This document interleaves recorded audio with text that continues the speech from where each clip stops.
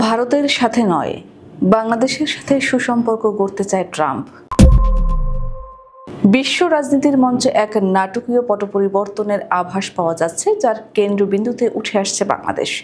একসময় ঘনিষ্ঠ মিত্র ভারতকে পাশ কাটিয়ে যুক্তরাষ্ট্র ও ইউরোপ এখন সরাসরি বাংলাদেশের সঙ্গে কৌশলগত সম্পর্ক স্থাপনে আগ্রহী হয়ে উঠেছে।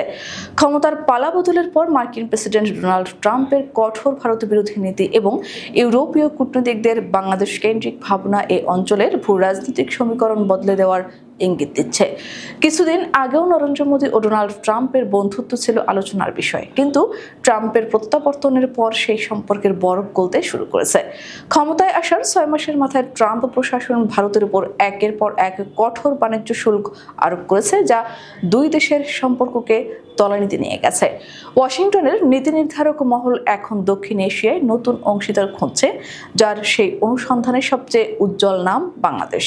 ট্রাম্পের এই পরিবর্তনকে বিচ্ছিন্ন ঘটনা মনে করছেন না বিশ্লেষকরা। তাদের মতে এটি একটি সুচিন্তিত কৌশল, যার মাধ্যমে যুক্তরাষ্ট্র এমন একটি দেশের সঙ্গে সম্পর্ক গভীর করতে চাইছে যে দেশটি অর্থনৈতিকভাবে স্থিতিশীল, ভূ রাজনৈতিকভাবে গুরুত্বপূর্ণ এবং আন্তর্জাতিক বাণিজ্যে নতুন দিগন্ত উন্মোচন করেছে। এইসব মানদণ্ডে ভারতকে পেছনে ফেলে এগিয়ে রয়েছে বাংলাদেশ। এই সমীকরণের প্রতিধ্বনি মিলেছে ইউরোপ থেকেও।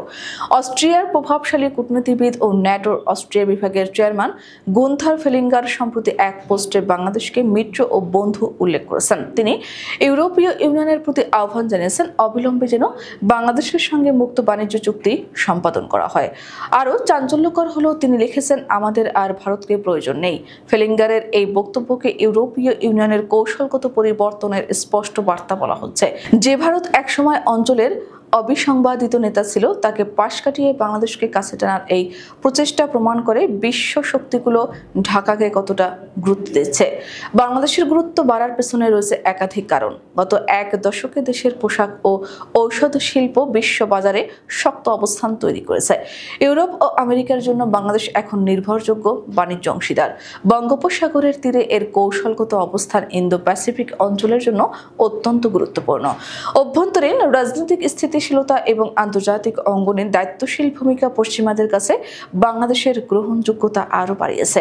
এই প্রেক্ষাপটে ট্রাম্প প্রশাসনের ভারত বিমুখতা ও ইউরোপের বাংলাদেশমুখী নীতি নতুন সম্ভাবনার দ্বার খুলেছে। এটি বাংলাদেশের জন্য বিরাট সুযোগ, যার মাধ্যমে দেশটি আঞ্চলিক রাজনীতির গণ্ডি পেরিয়ে বিশ্বমঞ্চে নিজের আসন পাকা করতে পারে।